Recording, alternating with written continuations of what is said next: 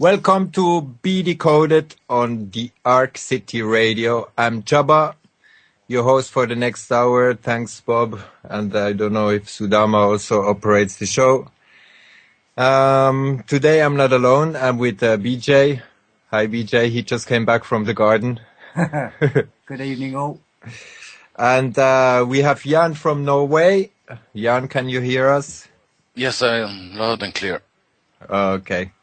And tonight we're going to talk about ancient influence on the actual system. That means how history is still present in the daily life we're facing. And this through family business. I mean, if somebody have a family business, the son have to take it over. And if somebody... and that is going on and on over the last 1,000 years. So Jan is with us as a walking library. I call him the sponge. The sponge. Many names. And we're going to talk a little bit about how the whole thing start with Venetian, around 1100. 11, yeah. And yeah, I think the best is we will try to make a little chronologic overview. We will also call it, I think, part 1, because 1,000 years in 1 or even 2 hours is too less time to go over it. But today we will try to make a little overview about the whole influence on the actual system.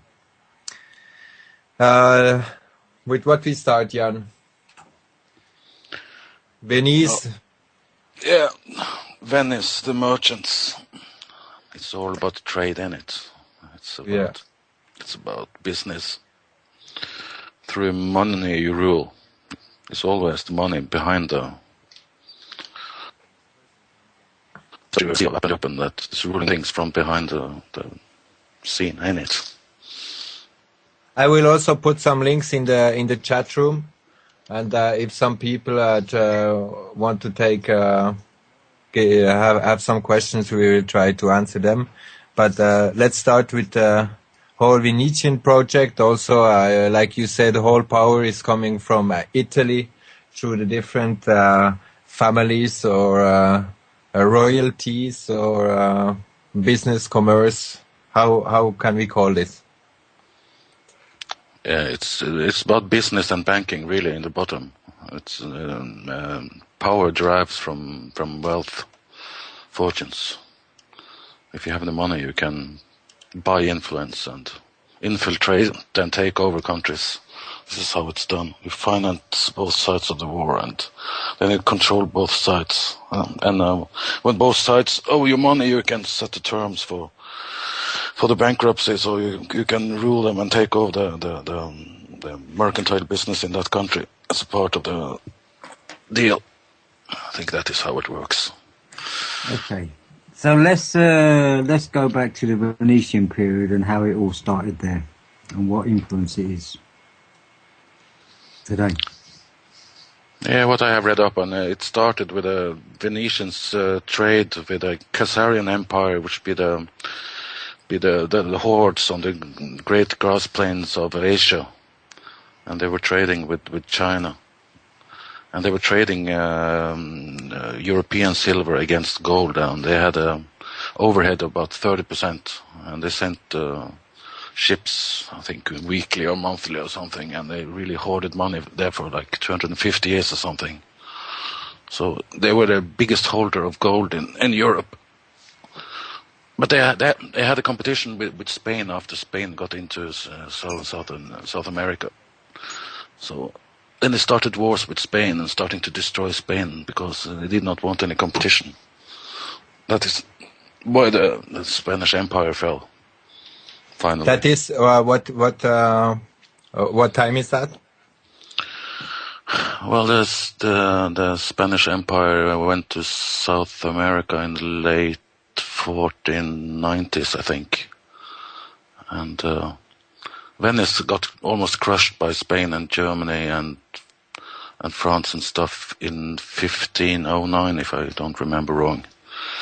So then they had to relocate to find another place safe so they could continue their power grab over Spain. Okay, what was so special about the Venetians? What was their speciality during that period? And how were they building as merchants, sea merchants? Yeah, they did that, but they had a Khazarian empire, which were land pirates, and they were on a horseback. So they controlled the Mediterranean with all the fortified trade posts, and they did trade with the Khazarian empire because they needed silver because they did not use gold as to mint money. So this is the connection there. There's a book written about this. It's quite. So they were trading. They were trading silver. Yeah, European silver for gold from those guys. And from where this silver came? The silver were taken out here in Europe mostly, I think. Okay.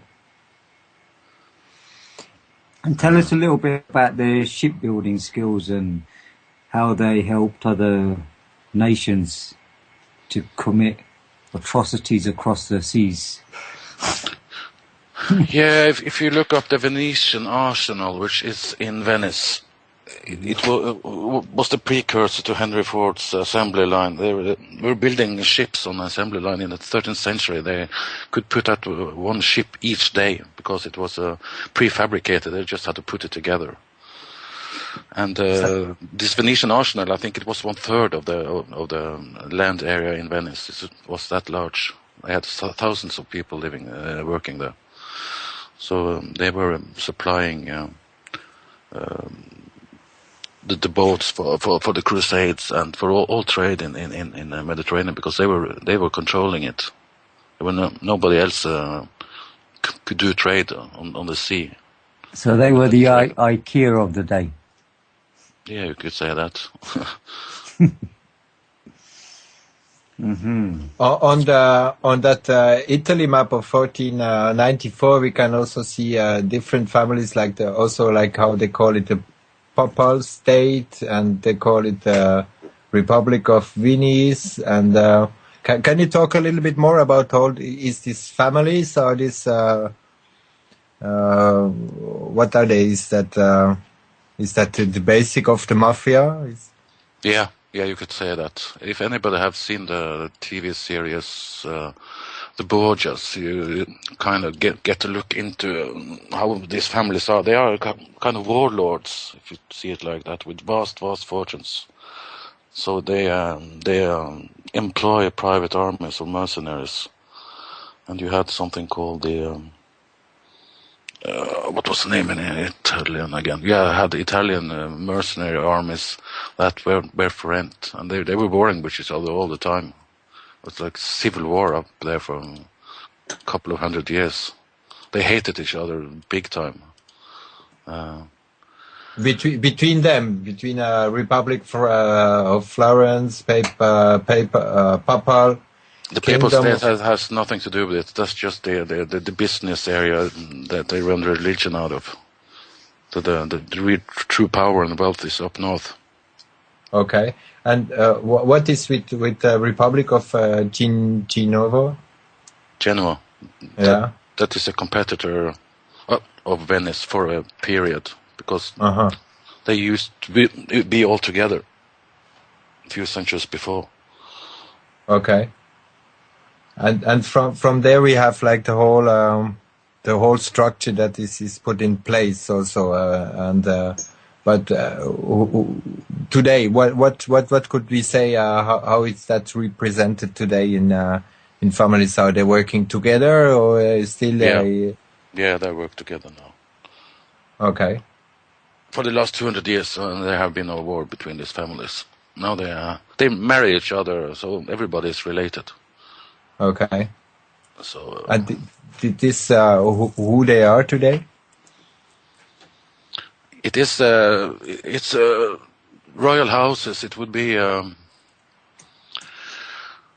names you have heard of. Would be The Pavalacci? Pallavicini, yes, Aldobrandini, the Farnese, Borghese, Colonna. It's like 13 or 15 families.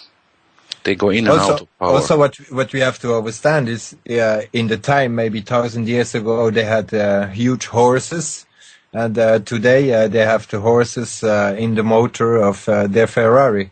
That is everything what changed since then. Also, we have to. I mean that because a lot of people think they it's like this ancient family and these ancient stories, and so they are just are dead over the past. But more powerful than the family itself, it is also more they have control like over centuries, and these families are still in place today. They are not really in front, and that's why we also have like the so-called Illuminati, the Rothschild, and all this kind of puppets, the ones who are can be exposed because they are not really the ones who have the real power behind. No. You have front families that is fronting for the old money from northern Italy. That are put in front. For example, in England, you would have the Cecil family and the Howard family, for example. They are backed by the northern Italian money. Yeah, you have loads of them. They hide their identity by passing it on through the wives. That's the way they do it. So it's very hard to track it. They marry their daughters into the other families to amalgamate it. Yeah, but this family are still represented as lawyer, as banking owners, as financial consultant, and so on. But these are all like royal families behind that. I think the people that you see are working now are illegitimate children, because these real power families they have never worked ever. They just put their power out through their control of education and banking and the military and the intelligence arms that they use as tools of power, really. The Venetians were the inventors of intelligence services and what do you call it, embassies. They had embassies in all the royal houses in Europe, and they infiltrated and were advisors and stuff. And they spy and they had a very good intelligence service, so they always knew what was happening all the time. That was their real power. Mm-hmm. So that's how they are holding on to power today, through their intelligence services, yeah? Yeah, I think they run all of them, really. I just saw today a PDF where they release 35,000 names of Mossad agents all around the world. You even have the email, so you can even email to them if they still have any influence. But that's very suspicious to me. Yeah. Can you also talk more about the city of London, the relation between these families and London? Yeah, these are the banking families, the kingmakers, the bankers that they came to England in the 11th century, and they had some problems on the way, but they have been in and out and running that city for approximately 1,000 years, and it's a sovereign territory, and it's rented from the English crown for £1 a year on perpetual contract. They can never get it back. Never get it back, yeah. Yeah, like they have the same deal in Gibraltar, actually, after the war in 1713. They also have a perpetual rent there. When they no, they kicked the Spanish in a war, and the Spanish succession, and then they got Gibraltar. So they had that for 400 years, no, 300, 1713 until now. You even say that the Queen have to walk behind the mayor of London. Yeah, sure. In that is how influenced this kind of agreement today still are, and that is like most people they just look at it as a folklore, as something like tradition or something like that. It's the same like the Pope. A lot of people just say, "Yeah, Pope have just a couple of billion believers behind him," but that is the whole picture that is put in place. But anytime Pope just move his finger, they are already in the news. So therefore, it's really to look at it as something that is still in power today. Definitely.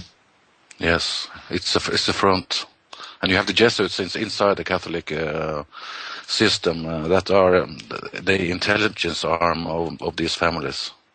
They infiltrate everything. You have the Jesuits of the short robe, it's called. They don't wear the priest frock. You can't see they are Jesuits. They are in business and banking and everywhere. How the Black Pope is positioned in that whole story? He's a general. He runs the organization. It's a military organization they have a lot of knowledge about making wars and stuff. Is that from Order of Malta? No, the Order of Malta is a private nobility organization. It has nothing to do with the church, really. That's a private side. That's nobility that is owning that. But why they get so much credibility from the Pope? The owners that own the Catholic Church are the ones that owns the Knights of Malta. Knights of Malta, the civilian side, not the religious side. I just hear 2 months, 1 month or 2 months ago, that my uncle is diplomat of the Order of Malta. No. Yeah. Now you're gonna get into trouble, man. Yes. No. It's not my. It's the sister of my father who is not from my bloodline. Okay. If you look at it, Knights of Malta is a noble order. You have to have 300 years of unbroken nobility to be a real Knight of Malta. The politicians and businessmen and stuff that are Knights of Malta, they are honorary members. They are not the real knights. They don't have any power. They are just tools. And they have a blood oath as the same as the Jesuits have. So they are totally obedient to the families that owns the Knights of Malta. It's a link between the families and the civilian society, and they're also a military order, so have everything to do with wars and NATO and everything. The connection to US would be over England then. Yeah. That is the central commerce place is England, is City of London, right? Yeah. United States is not more than a crown colony, really. And they've had any freedom. In the peace treaty of 1783, they had to bow to the king and beg for forgiveness. You was talking about Habsburg earlier on, Netherlands. Enlighten us on a little bit about that. Where they come in the picture. The Habsburgs are the rulers of the Holy Roman Empire for like 800 years or something. They're still ruling today, yeah? No, I think it's quite dormant, but I would imagine that they have got... the coffers are quite full, so they do wield some power still. They have to. 800 years of rule and being emperors and stuff can put aside a few gold bars in your walls, I would imagine. And if you see at the funeral of the last Otto von Habsburg, you can see all the nobility in Europe coming there. So They do have respect, and I would imagine they have some type of power. But after the Congress of Vienna, I think they lost much of it, really. It's quite interesting to watch. And here I can see Franciscan monks as well. And Habsburg was... what time was that? Habsburg was 1200 or 1200? No, it's older. I can look. I have it here somewhere.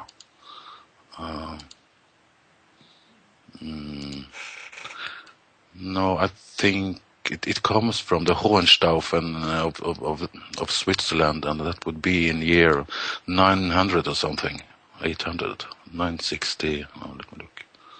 962. So it keeps on coming back to Switzerland after a little while, doesn't it? Oh, it's always come back to Switzerland. You know. Yeah, but they were the place that the Dukes of Habsburg came from.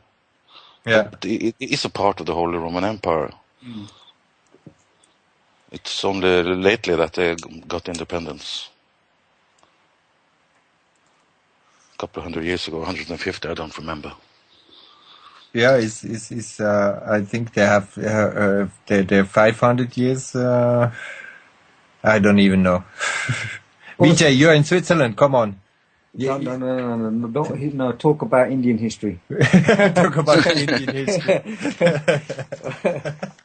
Okay. Also, we were talking earlier on about the Order of the Golden Fleece. Yes, that's the highest noble order of the Habsburgs. It used to be one, but I don't remember the name of the king, but they split, and one son got the Spanish part of the Habsburg Empire, and the other got the Austrian part, because they had their seat in Austria, not in Switzerland, because they moved there, but it's next to it, so it's not so. Yeah, I wonder why they moved to Austria instead of remaining in Switzerland. I think it's to... yeah, it's almost the same. I think... it's about control, I think, because Germany is quite large, and if you want to control it, you have to be nearer. If you're up in the mountains, it's... yeah, exactly. Yeah, it's more mountain in Austria than even in Switzerland. Like, but anyway, the borders changed during the time. I think the east part of Switzerland anyway was Austrian. Not long time ago even. Yeah, the borders in Europe, they move all the time. It's continuous war here for the last 1,000 years, really. This must have been our longest... Still, I'm quite amazed how you can find like different borders and areas who stayed like over the time. It's like not because of mountains or so. It's really like some borders, but sometimes it's also some rivers or some difficult places to conquer. But I think it's quite amazed how still you can find the different parts, and even after 1,000 years, you still find the same influence also of old history, and you see how the people are really connected to their place where they are and their whole history, and how they hold on old traditions, like how we call it traditions. But that's the kind of traditions in their mind is really to control and enslave humans through commerce. And that is the whole subject that we are talking about, that today the law we have, even the ones, the canon law in the Vatican, people say, oh, that was the law, the Roman law in the time and stuff. And no, this is every country have a coded law that comes from existence law. That means this law are still existing and they are still in place. And the countries and we as public people are just like, how we can say, we are just under civil law. That is like something, a coding from the different law, but the other laws are still in place. And maybe we also just can talk quickly about the UCC law. You said that UCC law was created in 1944? Yeah, I think so. I should look it up. It has to do with With the banking crash, right? With the USA, yeah. yeah, bankruptcy.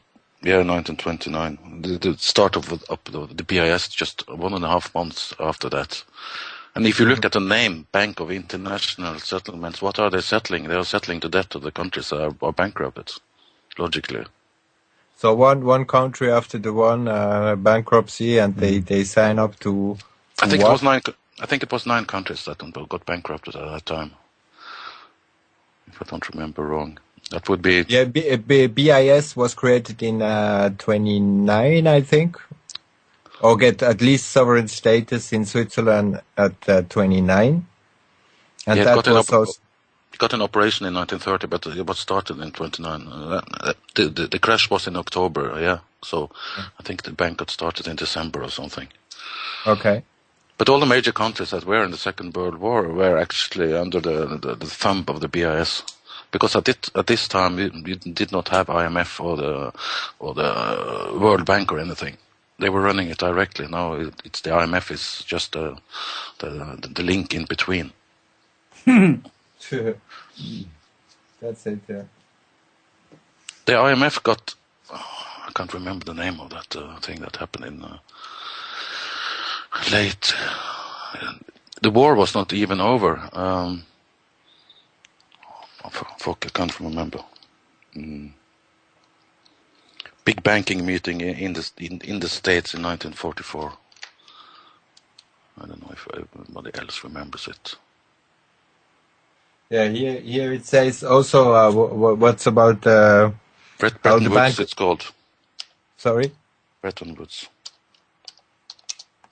What I say about BIS, this was also created on a sovereign state in Switzerland, and the guy who made this kind of deal possible was the one who was very close to Hitler and had open entry to the parliament in Switzerland, in and out. He could take offices and stuff, and that shows that the Swiss politics was very much involved in creating the bank also for Hitler. Hitler also needed a bank in the center of his war game, if you can call it. Yeah, and it never attacked Switzerland, which all the gold are stored there. So if it was a real war and the scheme was as we are told it, he would have taken Switzerland easily and taken all the gold and won the whole thing. It was a strategic position for them to actually take all the gold from all the countries around Switzerland and bring it to Switzerland. Yeah, you used the Nazis to do that, to take all the gold from the countries they invaded. And that's why they have a big influence today on world economy. Yes. World economy. Economy. Economy. The economy is the con. So. Yeah, economy. Economy. Economy. Well, that's what it is, you know. The belief in money is just between your ears. Yeah. It's only the number you put to it, and that's zero. It doesn't have anything to do with real trade and barter. Now can we talk a little bit about the houses that are in power? House of Aragon, for example, House of Savoy, all these houses and how their role is played in today's society. I don't think the roles of those houses are so big now as it used to be, because there were changes after the thing that happened in Vienna in 1814 after the Napoleonic War. Mm-hmm. I think the trading families actually took over power, and the royal houses now are more just a front, really. I don't think they wield any power as they used to. But there is also a lot of royal families that we don't really know. I think definitely if you talk about Queen of England and Netherlands. There's that rumor going about the King of England, you know? Yeah, I mean, you can see the ones who are also, like you always say, the ones who are exposed in the media are not the ones you can put the finger on it. It's like the ones who are never exposed to the media. Yeah, you can try to Google the Pallavicini name, and you can't hardly find anything on Google on that family, and that tells me they have real power. Yeah. If you can make the logarithms of the Google search, don't find any information of real power. Yeah. Yeah, that is, yeah. Yeah, you can find 1,000 pages on the Rothschild family, but the Pallavicini close to nothing. Nothing. Yeah. Higher up the food chain. Yeah, it's the other one who the Muslim what is his name again? Shah Pallavicini, I think his name. He's running he's running the Muslims. He says he's a Muslim, but he's not. He's from the old families. But he still exposed himself very much. Yeah, you can find a little bit about him, but it's very low key. Yeah. You can see he's not European, that's for sure. These families are not from Europe, they are Asian. That's the funny part about it, that the people that run Europe, they are not Asian. they are not white, they don't look European, and they hide in the shade. And if you look back in the good old days, these families never went out with people. They lived in their fortified castles and had other people do the dirty work. They never showed their faces anywhere, so people did not know what they looked like, really. And in that period, they powdered their faces. We talk a lot about the Italy powerhouse, but what is about the Asian connection? Families, royals? Magyar. The Magyars are Khazarian, and Khazaria was most of that was in Asia. That would be Kazakhstan now, for example. Very fucking huge country. These are the grass plains that they were controlling for hundreds of years. They disintegrated in the late 9th century. And the rulers went over the sea and into Italy and settled there. So they're not from Europe. But you still that the whole powerhouse seems to be in Europe, England, and so on. But still, there is a lot of people around in Asia, and I just wonder how they just can.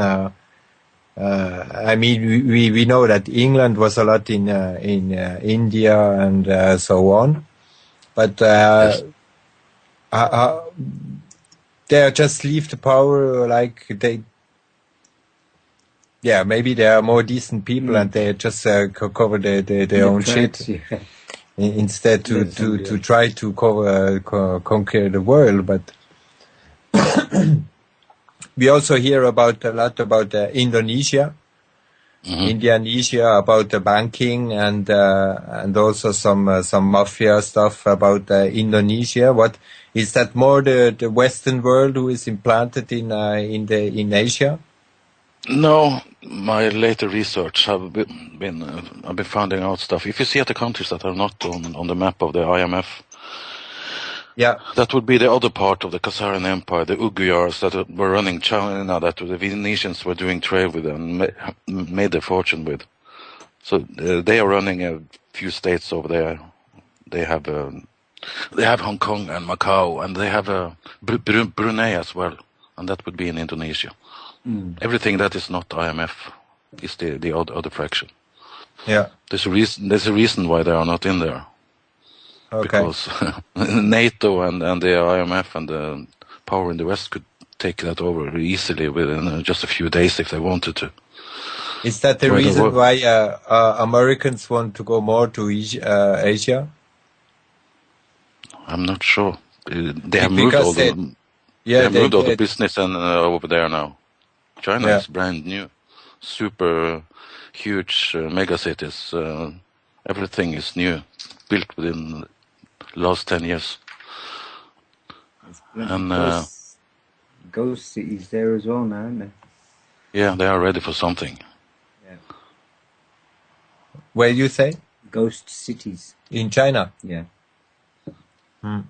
Yeah, it's like a little bit in America with the underground bunkers and so on. I mean, they are preparing for something. All the FEMA camps and all that shit. Yes. Today we just. Did you send the video about the churches and FEMA camps? Yeah, Mhm. yeah, I thought that was a good one, actually. yeah. This was a very good on one point. because that makes a lot of sense. You know, people who are going in the church, you can almost do anything with what you want with them. So I will try to find it and post it out too. Makes a lot of sense. Also, if you can talk about more the today politician, can we say? Because they are all dressed since like when you call of the House of the Lords. House of Lords, yeah. You know, in England. Can you talk more about that? Yeah, the House of Lords is a peerage of England, right? So they are the real rulers of the nobility over there. And if you look at how it's built up, you have a lot of bishops and stuff in there. So the church is in with the lords as well. So it's a mix of church and state, or the nobility in England. It is a Venetian system, really. Venice got into England during King Henry VIII, and because they had so much problems, they could not stay in Venice anymore. So they took over that island, and after that, Great Britain became the rulers of the seas with the help of the Venetians and their shipbuilding qualities and all the vast wealth they had, and financed everything. Mm-hmm. So they came in there and changed their names and under the radar. Like they do. Yeah. Still doing. Oliver Cromwell was a Venetian. Oliver Cromwell. Oliver Cromwell. Yeah. Yes. Venetian. And the Farnese family was behind the building of the ships. Yeah, that makes sense, huh? Yeah.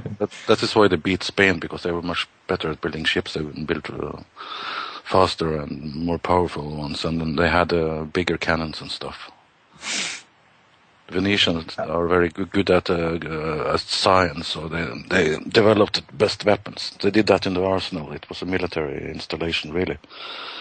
They built trade ships and military ships. So it was like the convoys of the Second World War. You have the merchant ships and you have the military ships around it to protect the valuable cargo. For example, if they were shipping gold, I would imagine there would be loads of warships following along, so they don't get pirated on the sea. Uh-huh. That is also when a ship get lost, right? That is also the whole story about. And that was you sent me that. You know, you remember when the popes throw something in the sea and the ship is coming to the port, and that is canon law. Canon, yeah. That is like the beginning of when the Pope took like the higher up seal also with his fingering. Yeah. It's all symbolic. Sealed, yeah. Of course, it's all symbolic, and a lot of people may think that this kind of stories are just like folklore or something like that. I can repeat myself again. This is stuff that is still in place today. That's why we have this kind of traditions, how we call it. That's why you have like your National Day. All this stuff is put in place to conquer the energy of the people. That is all what it is about, to divert the people from what is in the actual life, and they get even a free day for celebrating the church or the Pope or the Queen or something like that, and they are just happy that they have off. But a lot of people follow this kind of tradition, folklore or whatever, without even knowing what is really behind. Yeah. And that is the dangerous point, and that is where they take all the attention to their that they over 1,000 year installed family business traditions that have nothing to do with humans, have nothing to do with human beings who have to live on Earth. That is what influence us in this whole system, in this whole fake powerhouse, if you want, commerce house. That is the main point, and I think that is what makes that all this folklore and all this ancient influence is still very much influenced today, and the people just follow because they think it is folklore, it is culture, it is all this kind of crap. They hide the truth behind by telling us that it is fiction and it doesn't have any impact in society today, and that's how you know that it is for real. They promote lies as truth and vice versa. Yeah. Black is white and white is black. I just found the video of the FEMA camp. I will post it in the church and FEMA camp. I will post it in the chat room. That is what happened to the Jews during the Holocaust. It was the rabbis that led the church to the fucking Auschwitz and stuff, because they were Khazarians. They were not real Jews, and they tricked the real Jews to go there. They were following the rabbi, so they trusted them, and the rabbis got changed the name and relocated after the war. That is also about the so-called contract between the Jewish and Hitler. Yeah. To go back to create the state of Israel. Yeah, the Khazars never were from Israel, so it's just a big con. Yeah, of course, but it was a real trade they make between Hitler and the Jewish, or the Zionists, if you want, to create Israel, to bring. To be able for a Jewish who lived in Germany to sell his goods, to transfer it to account to Israel, and once they arrive, they would be able to buy their house, their goods, their I don't know what. That's why today you find also the most Mercedes in Israel. They're driving all Mercedes, German fabric. And the other thing is that during the war, Germany was the number one buyer of Israel's orange. Yeah, I heard an interview with a guy called Barry Kamish. He is a Jew, and he told that Israel is really owned by, I think it was 9 families that own that country. They own all the large corporations and everything. So it's family business down there. I would imagine that it is these people controlling that place as well. And the High Court in Jerusalem is highly Masonic and have obelisks and everything. It's worth to take a look at. Yeah, it's also Masonic and Zionist.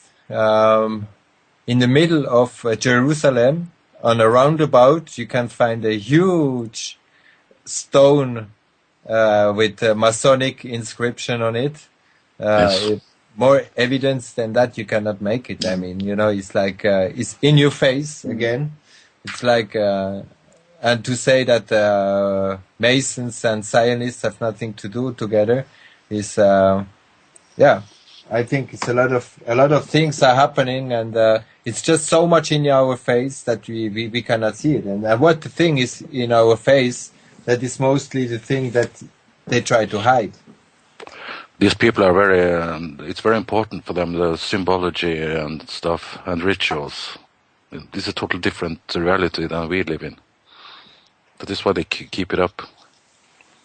Yeah. It's a part of their whole ideology. Dates and numbers and seasons. Yes. Yeah, even the week. To say that the Sunday is the first, the Monday is the first day of the week is completely reversed. So therefore, everything that is reversed, we can come back to quite Yeah, traditions again, traditions, the symbolics, and black magic. Yeah, But sure. I think you will be this Sunday on Dark City to talk about the secret societies, right? Is No, that this Sunday? Or no, what? The Sunday after? I think it was the date was 20. I'm not I think sure. I have to, it's on the 2nd June for the listeners. 2nd June. With Don's diorama. Yeah, well, Jan will be on and talk about the secret societies. That's gonna be fun. Yeah. Gonna be fun too. that's a long list. Jan, Yes. you know the Crown. What role do they have a play in it today now? The Crown. Depends on if We were talking about the estates, and we're all tenants, and how the whole system has been set up. yeah, if I'm not wrong, I think 70 or 80% of England is in private hands, and this all goes back to William the Conqueror. Really, he went in there and took over the country, and he was a vassal state of the peace and banking families. He was a warlord. He slaughtered millions in England when he came there. Brutal.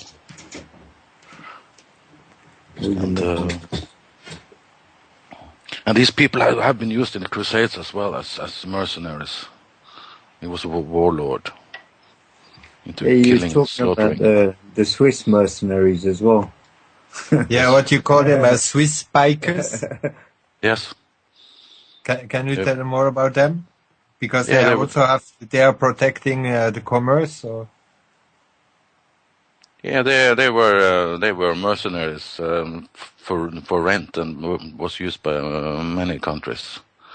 In Italy, it's called condottieri, and that is families that live of selling soldiers for hire, and the Swiss were the best infantry. And the Swiss pikers were by far the best ones.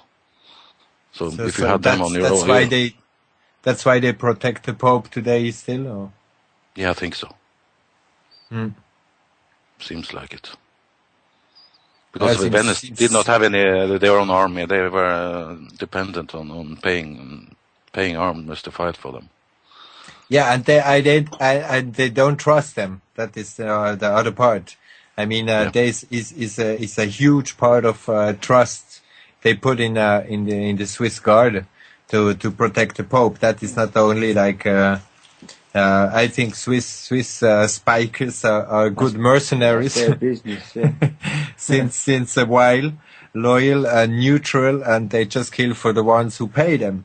And that is Yes. almost like what is going on today, or is exactly what is going on today. If the bank can get a lot of money, they just hide everything, and they just even the people here, the Swiss people, you cannot even imagine how proud they are on their bank secret. That a normal guy, he is so proud of his bank secrecy. But if he go bankrupt, the government just have to give one call to the bank, and the bank give them all information. So all Swiss guys who think that their account are secret, that only counts for dictators, for guys who have billions. That Yes. don't count for the Swiss guys, And you cannot No. even imagine how Swiss people are proud of their bank secret. But there is no secret, man. If you get bankruptcy, the government just can know everything what is going on in your bank, and this is first-hand information. Yeah, sure. That is. The commoners don't get any bank secrets from the government, but for the higher nobility, that's a different ballpark. Yeah. They don't have to worry about that thing. Definitely not. How many dukes and counts and stuff have we heard been put through court and put in prison? Yeah. I can't say I've heard about anybody. It doesn't happen so often. No, it doesn't No, happen. that does not Even the happen, ones no. who get judged, like George Bush or even the bankers or so, they're if they go one day in prison, it's already exceptional. So it's, Yes. It's a the 3-tier system, really. It's the ones on top, they are above the law. yeah, If you're a sovereign, you cannot be put through court. that is the thing. We are not under the same law than No, the no, no. ones who own all this thing. No. So only sovereign cannot bring another sovereign to court. Yeah. And they know that if they want to stay sovereign, they better don't accuse any other sovereign. That's true. That's the deal. That's the deal. Once you're sovereign, just shut up and Accept it. and accept it. You know, and Do what you're told exactly. by the money powers behind it. The money and the family. We always don't have to forget it. It's like also the family. How we say the family. When they are proud of their family history and so on, they don't want to deceive their family, their father, if they are still alive and so on. They have to continue their stuff. And Yes. people, I think people can compare that with small business, like so-called normal families, who even if you have a farm, the son take the farm over. And maybe once his father is not able to intervene anymore in his business, he makes some little changements. That's all what he do. He keep the farm, he keep the sheep, he keep everything around, and therefore the farm stays on. And that is exactly what's happened with all the kings, all the family, the business family, all the tradition have to keep on. And even if they themselves, maybe they see what is going on, but they are not really conscious about what they have to do. That it is really like to keep on the tradition of the family. They are able to kill other people, for example, because it is the tradition of the family, and that is how the business succeed like over all these hundreds of years. Or marry into the families, or They amalgamate power by marrying each other. They don't mix with other families. These top ones don't. They are intermarried through the generations, and they keep it within those families. Jan, you want to keep on another 30 minutes or an hour, or should we continue the next week? No, it's the same for me. Okay, then I think we will just play a little song if Bob is around, and then we are back after the hour. Bob?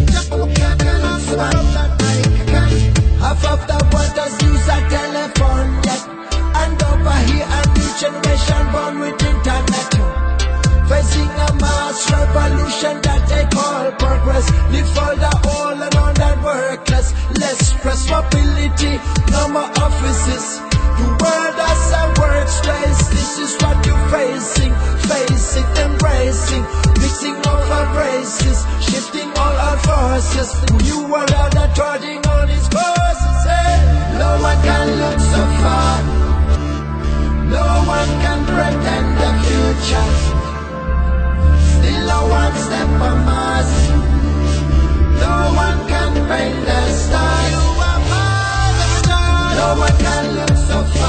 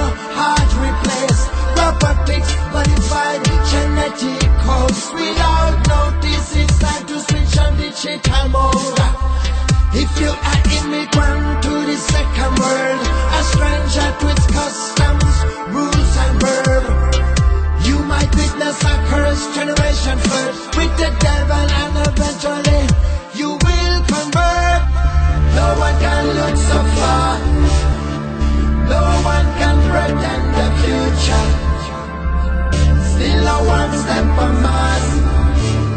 No one can find the stars. You are part of a job. No one can look so far. You are part of a job. No one can pretend the future. Take you power, still a one step from Mars. Don't give them more of that. No one can find the stars. Your future is you. No one can look so far. No one can look so far. No one can pretend the future. But I can see still a one step from Mars. It's what is inside of no me. One can find the stars. You are part of a job. I can jump up and look so I can jump. I can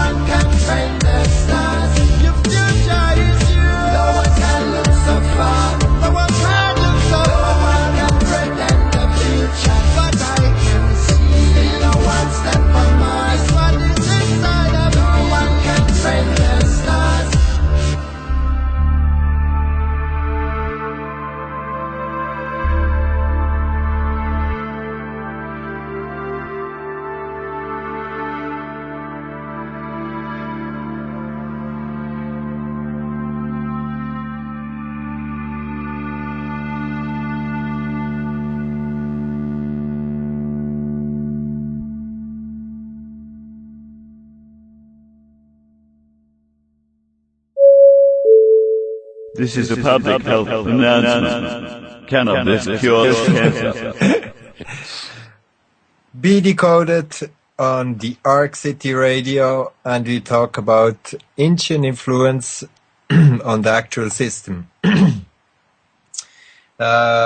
We just saw some huge houses, and I will just put a link in the chat room. I think, yeah, it's there. It's all about commerce. It's all about ownership. It's all about land. They own the land. They own and it's also about owning the people. Yes. So I think we also can talk a little bit about how the law is still remain in place, that whole canon law, and how it applies to us, maybe also through the civil law, or how they're trading the whole stuff behind, like not under the same law than we facing every day. Definitely not. We are chattel property to these people. That's movable property. That is not. Land is real property, and chattel is things you can move around, and they can move us around and put us to work, so they can derive wealth from our sweat equity. It's almost about that same thing that we talked about before, the treatment between Hitler and the Zionists. It's also about IBM, how they managed the slaves or the prisoners, the German prisoners. And also to say the amount of prisoners that was there is not because they liquidate. We talk about the tragic moment. I fully agree, but we also have to see the point how it is really going on. And it was not that they had way more prisoners than prison places. Yes. And what they did, they put different prisoners because they tracked all their stuff per IBM, because the people have subscribed their religion, their money account, their everything, and IBM took everything, and they managed where the prisoners have to go, in which prison camp, that they could produce goods for the Nazis. And Yeah, they that work is for IG Farben in Auschwitz. They have a big factory, a chemical factory. exactly. They work them to death. IG Farben, right? Yes. Yes, and this is the same who own Monsanto today. Yes. Yes.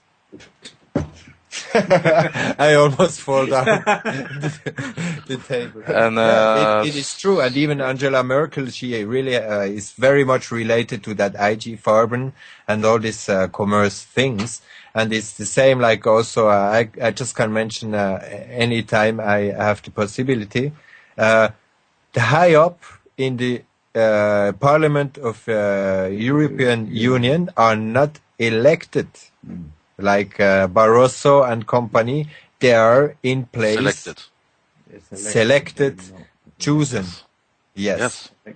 That is true. That is they are not democracy. on the chessboard.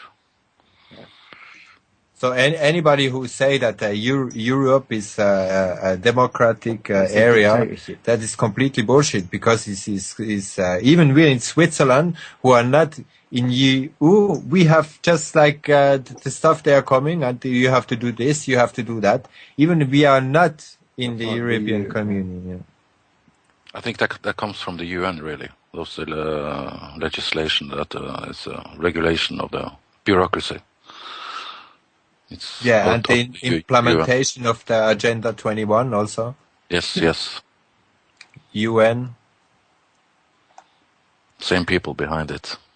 Exactly. United Nations is a privately owned company. Privately owned company. Yes, But of course. No, There's no country that owns it. It's private families that started that.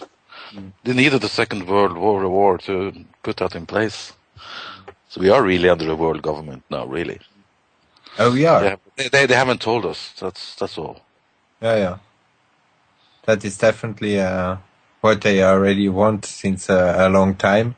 But I would say they almost have it, because they are still struggling big time to implement their stuff. They have to do it slowly, because people will rebel if they do it too fast. That is why. These people work on long-term business plans, and they have all the time in the world to put it in place. Oh, they have hundreds of years in and it has to do with education. You cannot go too fast, because you have to indoctrinate people with a new system. So it is an intergenerational thing. They're soon finished.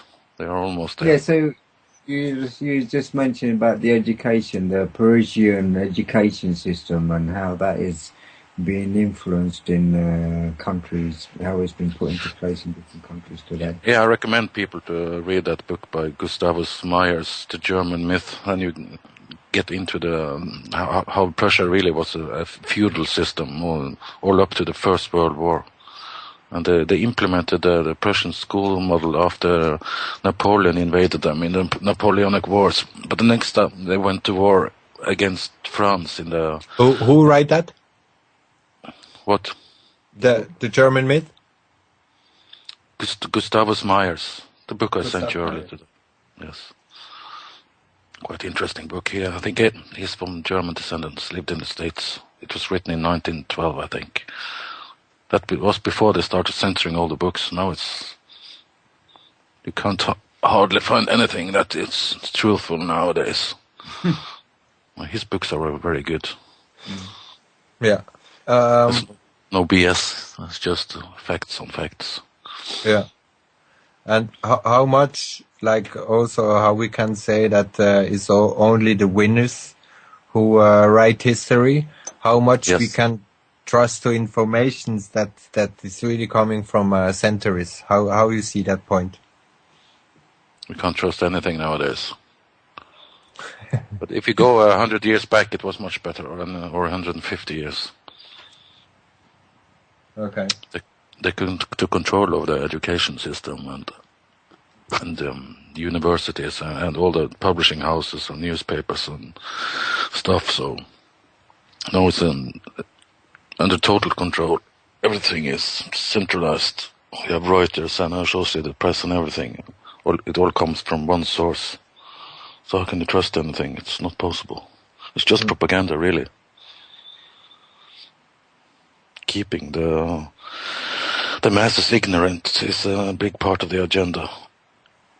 But on the other side, they are very proud also. Like we say with the symbols, they are very proud to put their symbols on all banks and official buildings, and so therefore they are very proud of what they are doing too. I mean that is also how Papa Royal explained to Son Royal how he have to be proud of what the family achieve, you know.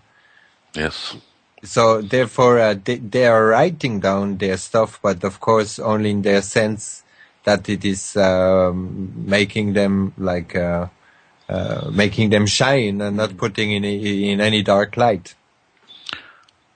I would imagine the system works like this. They have printing houses that print special books for the elites, and you cannot get it in the bookstore, so they get it by private delivery right on the door. And then you can get some real information there. These families have big libraries. They are very much into the knowledge, because knowledge is power. They don't share the knowledge with the serfs that with the actually paupers. produce. Commoners. No, of course not. No, of course not. In the old days, the paupers couldn't read, but when they learned us how to read, of course, then they had to change all the books. Mm. Yeah, it makes sense, doesn't it?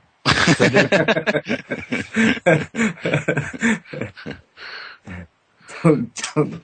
It's just. But that's why it's also the legalese and all this stuff are put in place to still be able. What I also see is like maybe just short about the Masonic connections.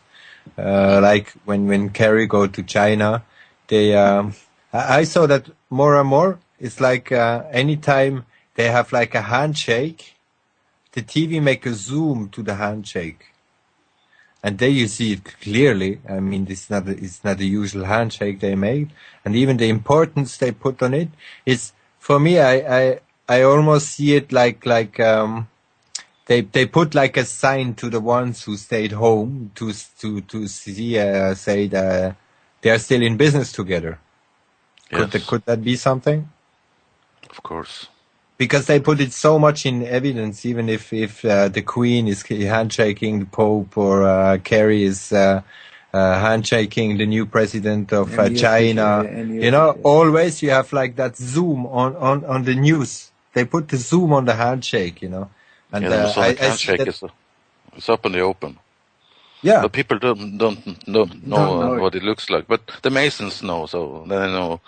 These people are in the power structure, and they recognize it at once. Yeah, it's for their people. But it's definitely like I see it that they communicate through mainstream media, through different stuff, what they reveal or not reveal, or also what we don't have to forget that they are like in constant power search also between their families. So they also have people who have to get dropped out, who get jailed or put in public to get revealed. And that is mostly when we see that a big banker or a big guy is coming down, is often because he didn't want to deal anymore with them. I can show you this one. This is a classic Masonic handshake. It's between the Knights of Malta and the presidents of France. Look at his big ass smile on this picture. It's classic. He's just been knighted a Knight of the Golden Fleece. So, yeah. Yeah. Look at that.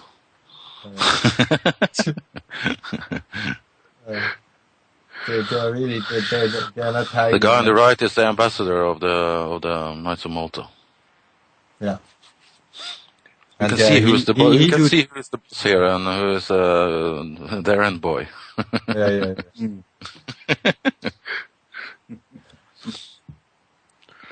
It's incredible. It's all fun and games, isn't it? Still, we have a lot of people that are like, how can we say, the puppet masters, but the relation or the strings, how could we say, that relates to puppets are also replaced by other guys who put in place. And that is also the trick, that we think that is puppets and puppets master just behind of that. And that is like the whole structure that is put in place, that the ones, always, this is always the same. The ones who are really in place, they are just shown as guys who give money for mostly for kids. Donations and so such kind of things just be celebrated by them. They hide behind philanthropy, which is fake. That is not what it's about, but it's a good front. People lap it up and believe it, of course. Well, they've been believing it more so than ever. Yeah.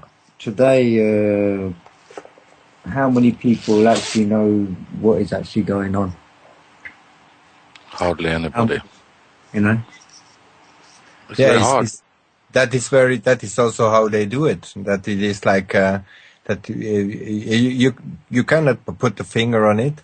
And I think the thing is not to point on somebody neither. It's just that the people realize that they are not the master of their own doing.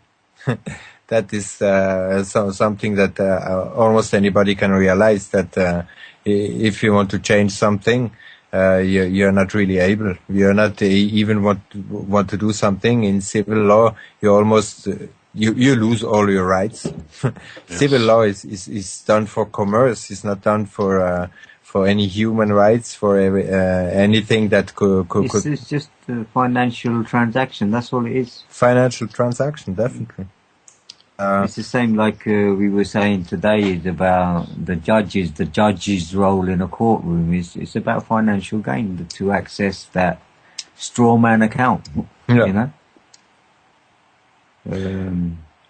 But how much people really realize in this position what kind of thing they have to do to make run their thing, and how much they think really about their own consequences?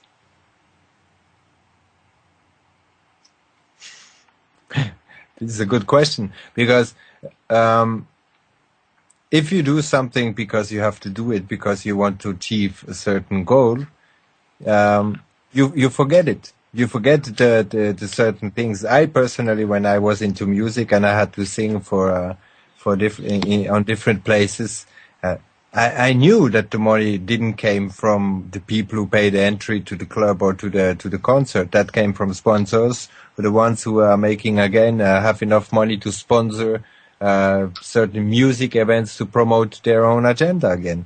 And therefore, even if you are in cultural projects, if you are in any supported projects, or even in a company that have to sell certain things to a company, and if the ones who take the money, they are almost coming all from war, from slavery system. People want to buy cheap clothes, and they take it from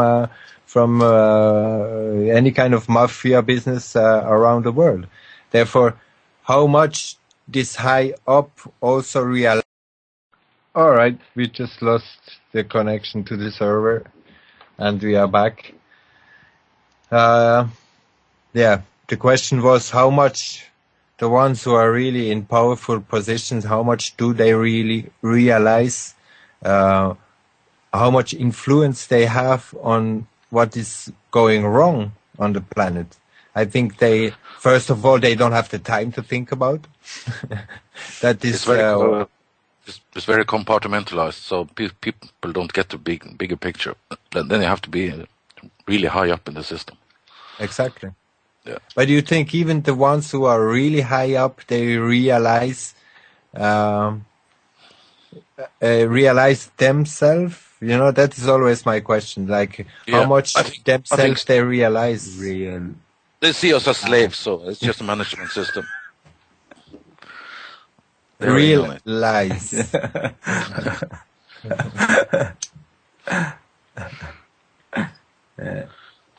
We are the most educated serfs ever. Under the most advanced system of slavery ever implemented here on Earth, for sure. The perfect slave is a slave that doesn't know he's a slave, is it not? Yeah, it's exactly the ones, the manipulators are the most manipulated. That is what is really going on. And therefore, I think they are not really conscious about what is really set in place. And maybe, but the whole idea of the thing, that's why I'm personally coming back on that is a time where humanity had to go through. And the ones also coming out, because the people more and more realize what is really going on, and they will not even fight back, because if they realize how much power, quote, power they really have, they only have as much power as we give them power. So You cannot fix anything if you don't know it's broken in the first place. If you think this system is freedom, then nothing happens. You have to realize the severity of your situation and I think how the shit really works to actually do something about it. But that's why it's also always going worse and worse for the whole for everybody, because they have to hit their ass on the floor to see what is above. That's always what I'm saying. I think the whole situation just get worse and worse, and people just need to wake up. Well, the outgoing is like that. Is everybody have his maybe idea about the outcome. I personally don't think that life will extinct. That is No.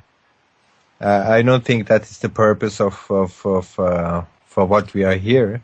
I think the main purpose is that we realize what is going on, and that's why all this power system and this commerce system and this family business and so on is also put in place, not by somebody, or somebody have the whole power structure. It's like the whole family who want to defend their garden, their territory, their land, their country, their army, their wealth, their anything.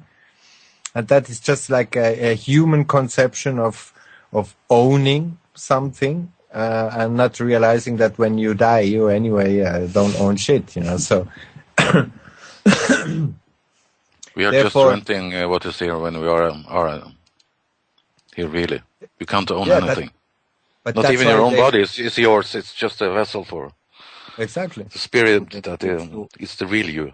But that's why they also have to make so huge organizations, churches, religions, to put in place so much dark to overcome, like how we can say, the light. And you need way more darkness to overthrow the light than light overthrow the darkness. Anyway,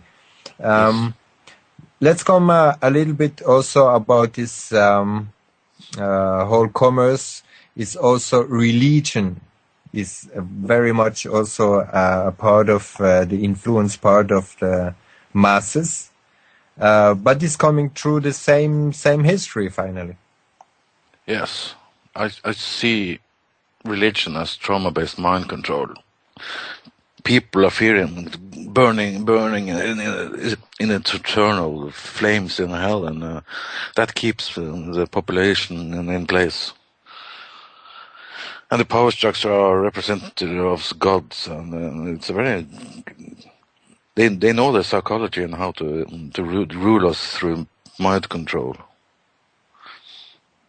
that is also that Prussian education system to keep the masses in slaves and in control, right? Yeah, because Christianity is dead, so they needed a new system. So this is a new one. And this is a system of science, not of religion. And that where is that coming from?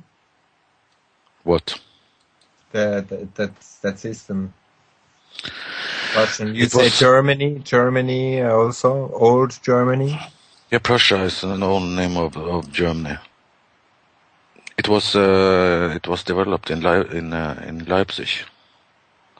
Yeah. Almost same place than Ingolstadt, the Illuminati. Yes. Yes, it's all very much linked together. It's all the universities in America, school education system. It was imported over there. Yeah, Wilhelm Wundt is the originator of this thing. He trained Pavlov and that German guy, B.F. Skinner. They were pupils of him. So they did parallel. They did it in the Soviet Union and in America at the same time, in Germany, because they run both sides of the chessboard. Of course, it's like Republicans and the other ones. Yeah, sure. Yeah, they definitely run the same thing. I mean, more obvious than Obama and Bush. I mean, Obama came in place because everybody was pissed off of Bush, and as soon as Obama was there, you can see that he just continue and make it even worse, the whole situation, in completely the same direction than Bush. So people have been hoodwinked. Yeah, it's like in France too. I mean, the ones who really think that they gain something to have the Holland on place. I mean, this is complete illusion, and politicians are put in place to defend the national bank to the private banks, where they all get all the loan to make the country running. And we come back to commerce again, influence, commerce, politicians, and the whole thing. Can we talk a little bit about the city of London also? We had the nice map about with all this Saint Martin, Saint Catherine, Andre in what was that? 1300. Yeah, if you look at the city of London, you have all the private orders there. You have the Franciscans and the Dominicans, and you have the Bar Guild there, the Guildhall, and you have the Bank of England, and banking and religion and commerce all wrapped in one privately owned city, which is not a part of United Kingdom. They have perpetual rent on that one for £1 a year. Is this from this map? Is that what is today City of London? Yep. Is that almost the same size? It is the same place, same size. Yeah. It's the same place, same size. So this is. I think it's half a square mile or something. The surface area there. Yeah, it's 600 square miles, I think. Yeah. That is old London, the whole commerce place where they put in place and operation center. Yeah, and also the city names. What you mentioned. Here you have the livery companies in there. That is a monopoly on all type of trade and all types of craftsmanship. It's over 100 livery companies now. A livery company is the same as a guild. It's a closed private system for ruling commerce and everything that has to do with industry production and stuff. There is a book on the internet on the livery company. It was written in early 20th century, and it lays it out quite good. And this is direct related to the whole Italy connection and stuff. And who what kind of is that over the Vatican? Is that over the Venetia? Is that what kind of connection, direct connection we have in this time? The beginning of that 1300. Yeah, the whole guild system is northern part of Italy invention, as would be in Pisa, Florence, Genoa, and Venice. Okay. It's a private system. It's all run by these families, and they exported that system to England. Okay. England was a poor country; they didn't have any money. So if you have a lot of money, you can buy a country. The reason why to make it why to go up in London? Do you have any idea? It's an island with sea on all sides, so it's a perfect place if you are into commerce on the sea. Yeah, that's the thing, huh? Yeah, and that was also the time when was that thing created with the Pope, when the Pope make the swore on the sea that if somebody I don't remember that. Die or you're lost at sea, everything comes back down to it's something legalese. You sent me to. It was very difficult to read, but that was like the when it was created. That's if somebody don't claim his identity or his person, or I don't know exactly what they call it. You get lost at sea. You get lost at sea after 7 years, and then they claim all the assets and everything. Exactly, and then when the boat is coming to land, that is the land where your identity get registered or something like that, right? And that is the same. It's maritime law. It's maritime law, exactly. It comes out of the Sesta-Cavé Act in 1666. When that is later then.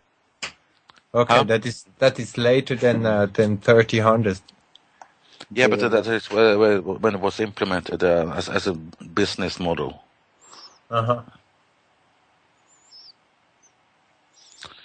You have the papal bulls in the 12th and 13th century that the Pope claimed all the money, all the people in the world as his property, but it wasn't implemented in England until I think the first one was in 1542 and the second one was in 1666.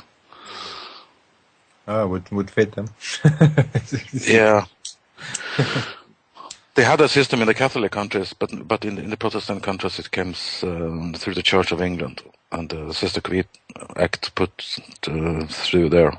First by King Henry VIII, and later in 1666, I don't remember which king it was.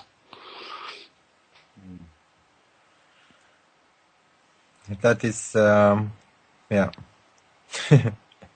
It's funny. Yeah, I think it's very funny to see how all this old stuff keep so long in place.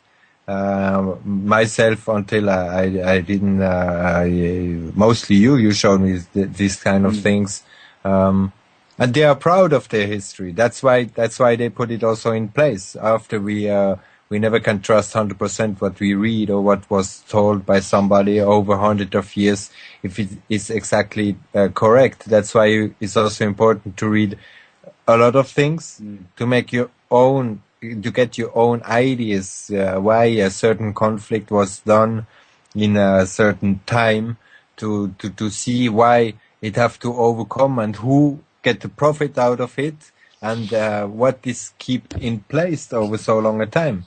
And that is exactly what we say before. If one time you are sovereign, you will never accuse another sovereign. You will deal that under family thing. It's like in Kosovo they have like the family code. So if somebody hurt another family, they come even to Switzerland to kill another member of another family only because of the code, the honor code of something. And that is what keep in place such kind of power structure over centuries, because they don't want to deceive their parents, their family, and the people they have around them.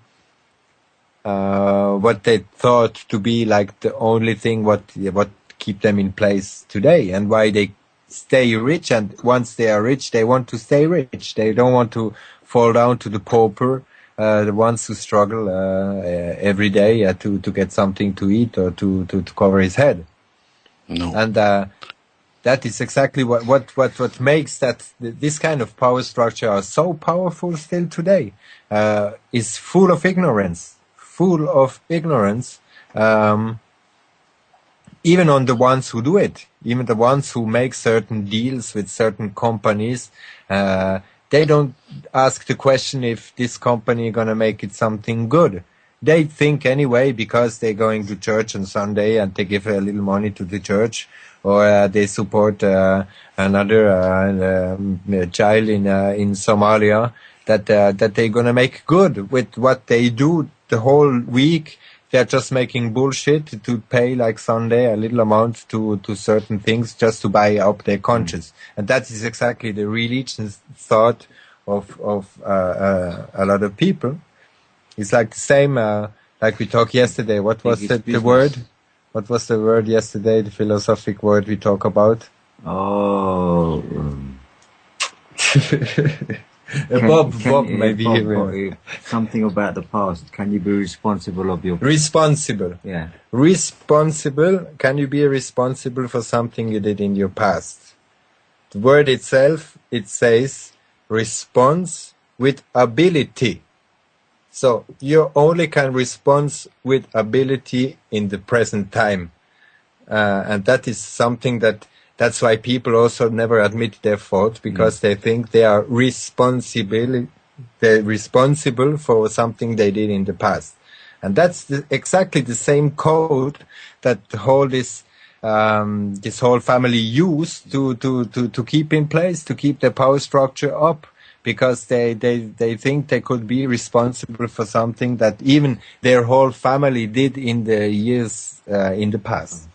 Mm-hmm. And this is very powerful mind conception to keep people in place, and that they continue to doing what they do, even if they don't agree with it. Yeah. I mean, you can ask if you ask 10 people if they are happy what they do every day. I think you will maybe find one who say I'm happy with what I'm doing every day. Therefore, if a royal kid or some or commerce or any rich family, that they do the same. They do the same exactly just to continue the whole shit going, without even knowing what they do. And all the evil they have done in the past, they are very afraid that we find out, because then their days are numbered, so that they have to keep the lie alive to protect themselves. If you understand what I'm saying. Yeah. If you start lying, you cannot stop. No. It has to be continuous. Exactly. But they you can change your own reality. That is what they do mostly too. That once they believe in a lie, the lies remains, and you change your reality, and you say this is how the things have to go, and that is a very good implementation for mindset. The world's built on lies today, isn't it? Yep. Nothing's the truth. Hardly anything. Everything is upside down. Mirror reverse. Reverse psychology. Yes. Definitely. And the rulers of the system have the cognitive dissonance as a good tool in the population, because people don't want to believe that they have been lied to all their lives. So that's what keeps the lie alive. Alive, yeah. Yeah. That's what keeps it alive. Yes. When we talk about, I forget it now, but the royals, like the two royal dynasty that remains, I forget the name, but he sent that huge file where we have all these symbols on it.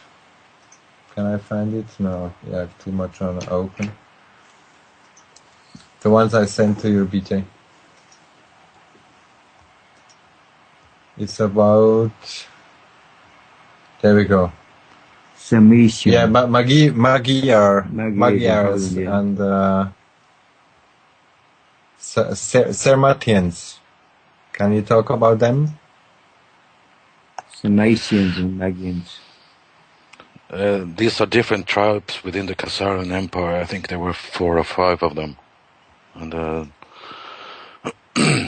the Second World War, or much civil war between these tribes, and then the Magyars came out on top, and they annihilated the Sarmatians, which were the Russians. That is why there so many people died on the Eastern Front. On the Western Front, hardly any people died. But on the Western Front, it was like 18 or 20 million people got killed. Yeah.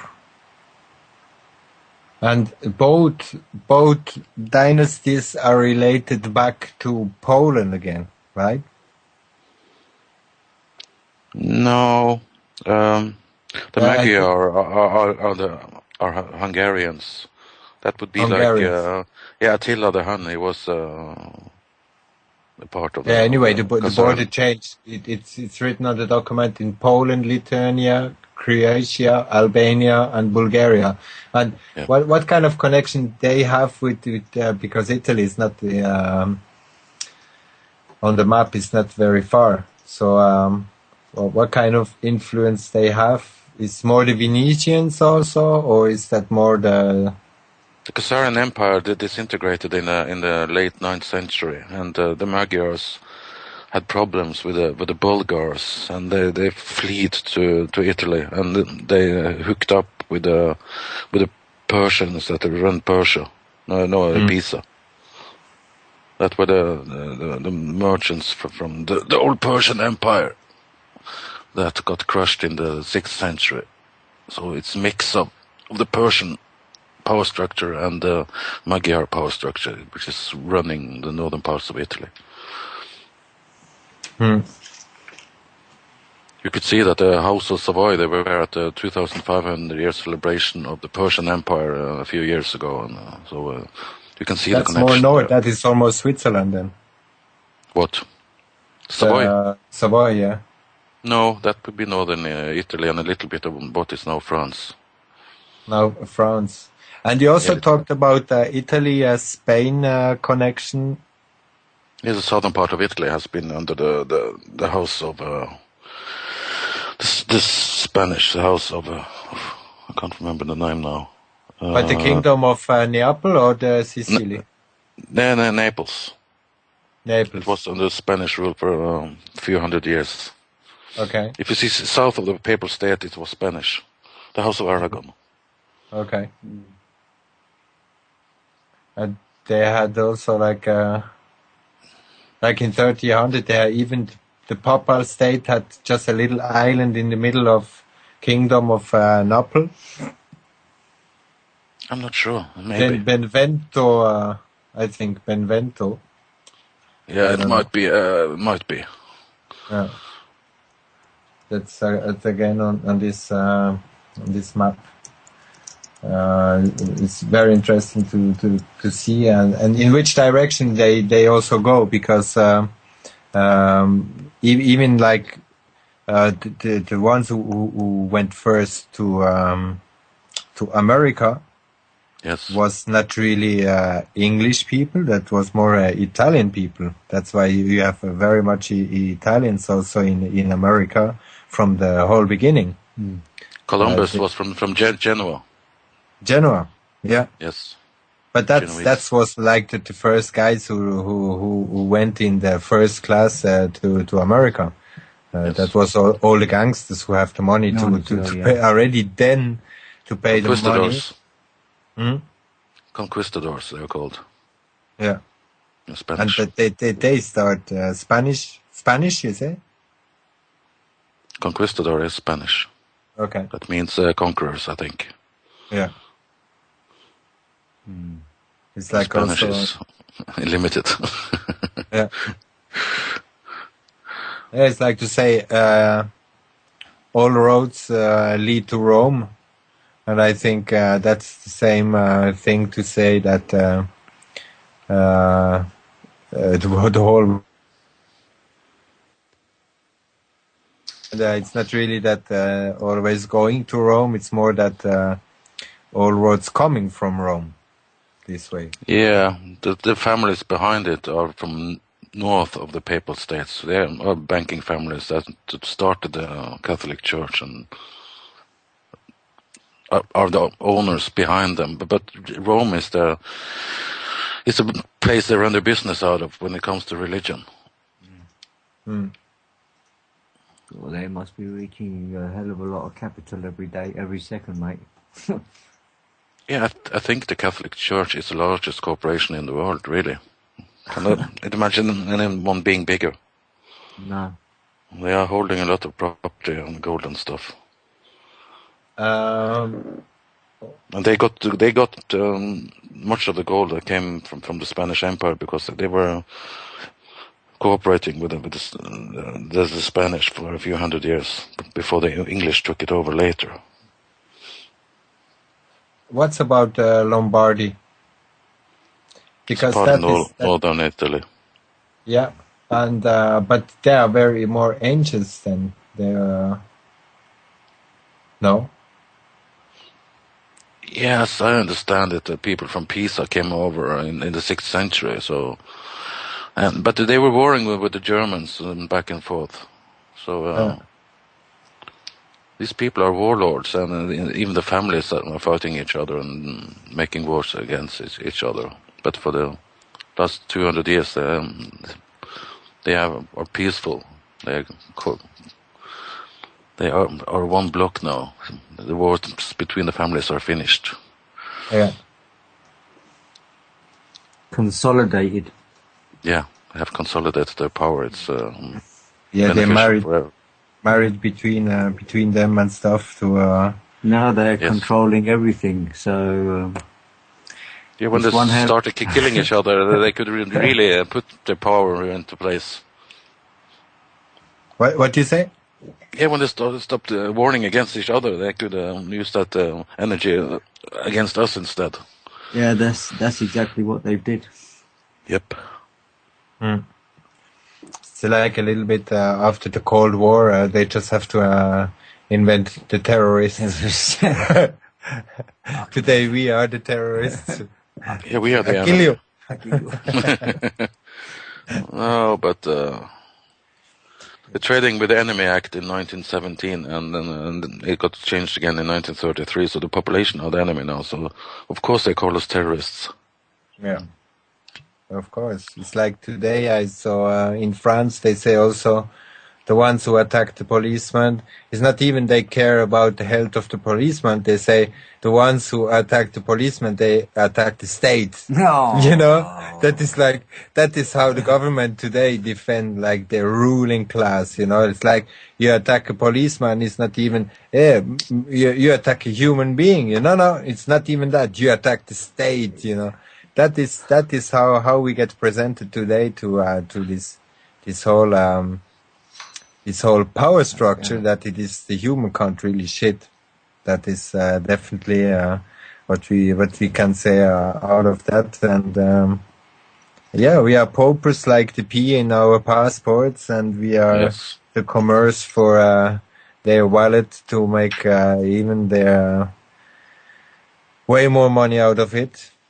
Your Getting human more and capital. more. Human capital, mostly the energy, because also money is just energy in a way. You have to give energy to have it, and you even have to give energy to spend it. And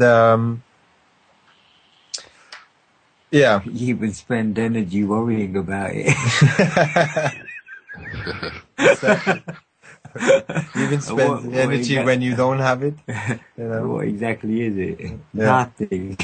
Just just materialized Yeah, materialized. out of nothing. Yeah, materialized nothing. This is a good one. They keep us trapped by us focusing on the material world and being what do you call Yeah, it? that we have to Consumers. Yeah, spend money for stuff that we don't need. Yes, it's totally ridiculous. Yeah, it is. I We also need, liked the video you sent me, like how the North Korean see the world. Yeah. Even if I'm not really sure that this was North Korea who made the video, because they use banksters and all these kind of terms that is like a more, but anyway, in the idea that North Korea could see like the world, if you have to explain it to a kid who never saw this world, it's very ridiculous. I have to say this. Well, Kim Jong-un went to boarding school in Switzerland, so they probably had a lot of information from him, I guess. He reported back to his father. Another puppet to be in place. Yeah. I think they leave a lot of dictators in Switzerland, doesn't it? Sorry? I think they leave a lot of ex-dictators in Switzerland in hiding. Ex and future and actual banksters and politricks and Swiss cheese, chocolate, and Switch watches. Time is very important. That's why Switzerland is also here. If you don't have a watch, you have time. That is at least something. If you don't watch, you have time. If your main focus is to generate money, the watch is very important. Sorry? If your main focus is to earn money, the watch is very important. It's a tool of slavery. Of course. You have to go to work now and come back then, and it's all run on time. Yeah. If you have no watch, you just forget the time. Yeah. When was the last time you wore a watch, Jan? I quit many years ago. No, 10 minutes before the interview. No, I don't wear a watch anymore. No, that is something very cool to live through. Yeah, I think this whole thing show like the start of the commerce, show how also war have to be created to continue the commerce, how even the House of Lords is influenced and still keep the same traditions. Yes. How canon law is still put in place, and the main reason for the whole Vatican is to keep that the canon law up. Because the main guy who is maritime law on top, maritime law, canon law, and the created UCC, the stupid civil law, where we are just some persons, the mask that for the theater, for the Latin theater, yeah. And that shows also the whole monopoly that is put in place. Even the ones who know a little bit monopoly, you just can go to the bank. You can go to the bank, no, but you can check up the streets. Yeah. Even here in Switzerland, when they make the monopoly for Switzerland, the streets who are on the game itself are all important streets where you have the biggest bank in each country. That every monopoly is adapted to each country, that you have really the so-called important streets on that monopoly. It's like also the prisons and so on is on the same street monopoly. Yeah, it's true. It's fucking true. And they really put it so much in big plain, in full sight, like in plain sight. Hidden in plain sight. Yeah. It's the same also like with the banking. Why would they put so much symbols and even the reptilians on the banking buildings and all that thing? There is many evidence out there to see that they celebrate and they are really proud of their whole manipulation. And the all-seeing eyes everywhere. All-seeing eyes, and I just see like my kid, 11 years old kid. I showed her already when she was 6 the whole all-seeing eyes and where it appears all around, and she said just is the mode now. Everybody have it, and they say it just like all over the place. and it's getting so much more obvious every time. Like also we say this afternoon, that is the whole commerce is also about food supply. It's the whole Yes. commerce about food.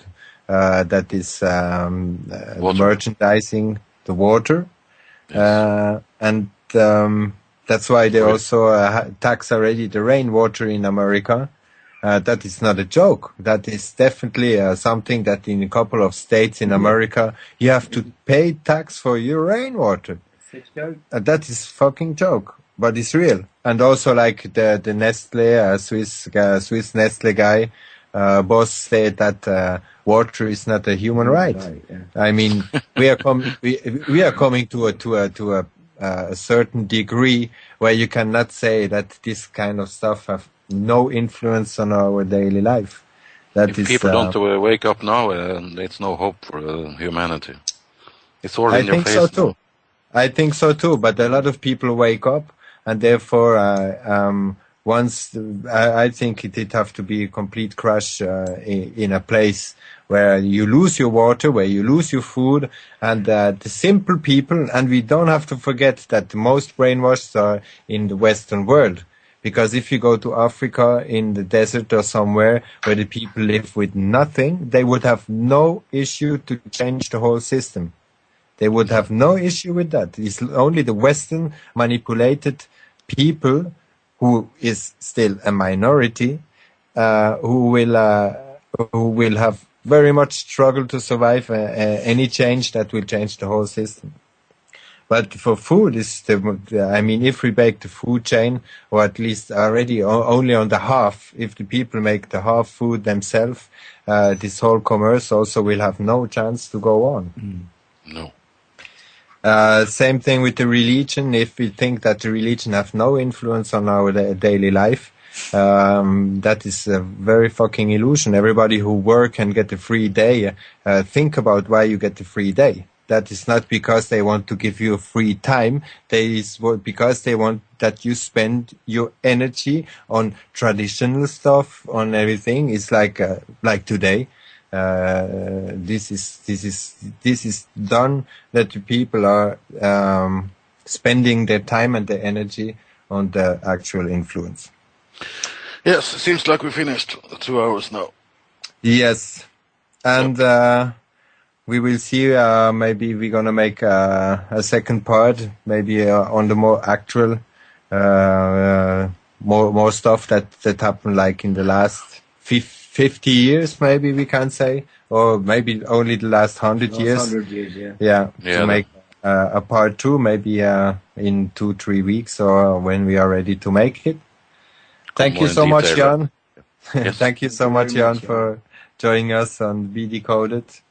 BJ. Yes. And thank you very much. And take care of yourself in Norway. I will try. Yes. You know what's happening over there, don't you? Yeah. It's communism big time over here now. I just saw the Norwegian flag on the Bohemian group. Yeah. I was like, what? Yeah, it's there too. You know it's still red. Thanks a lot, guys. Yeah, thank you. Talk to you soon. Thanks for everybody for listening, talking in the chat room. Yes, over and out.